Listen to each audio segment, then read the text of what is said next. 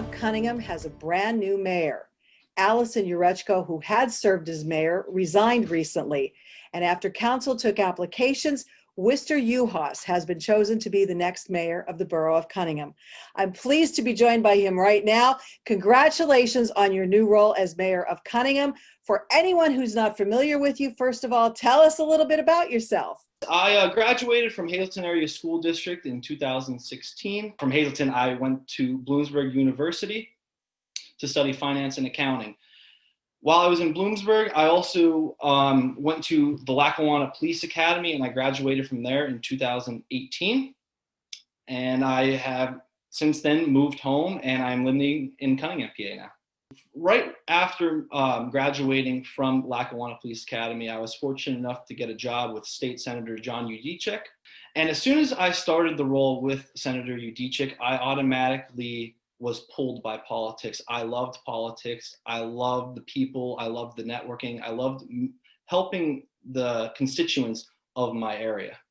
The roles of the mayor of Conyngham are basically to oversee the police department from such things as like scheduling. If there is an emergency, that I have to be there to declare the emergency, and then that is brought to the board, and the board has to approve that. The borough had a terrible tragedy recently, the untimely death of our police chief. I'm also a resident of Conyngham, Tony Harris, God rest his soul. So now, who is overseeing the police department? Our police chief at this time is Bob Reinheiner.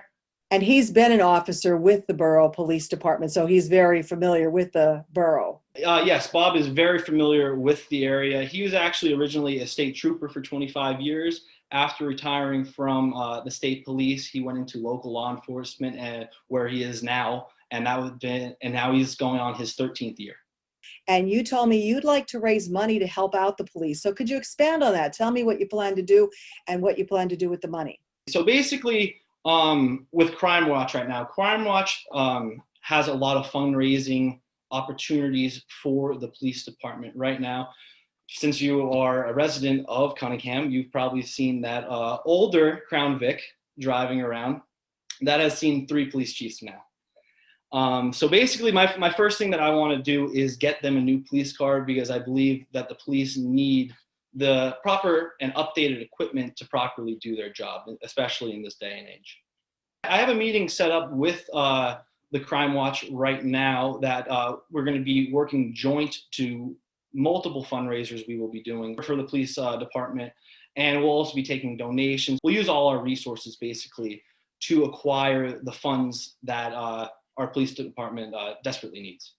And I know, as living here, there's been some projects that people are probably wondering what the status is. The bridge on Butler Avenue, I know, has been under construction for quite some time. So hopefully that's going to be completed very soon. That job is run by the state. Now, we had an end date of September 18th. I know it's past that date now, but we got that date pre-COVID. So once COVID happened, all these projects got slowed down or almost shut down. So right now, we're probably about 2 weeks away from that reopening the bridge. And I'll tell you what, I took a walk down there the other day, and it looks beautiful down there. So I'm very excited about that too. That's great. And then we also have a project that is being wrapped up too on Sugarloaf Avenue, making things a lot safer there. So they just put sidewalks in right by the brass buckle on Sugarloaf Ave. That project is set to be done also within the 2-week time. The only thing that we're waiting for right now is the utilities to be turned over to the borough. So basically, yeah, so 2 weeks for that bridge. And actually, we applied for another grant that hopefully will be extending that project up Main Street on the east side, which they will be adding new sidewalks, new lights, new trees on that block.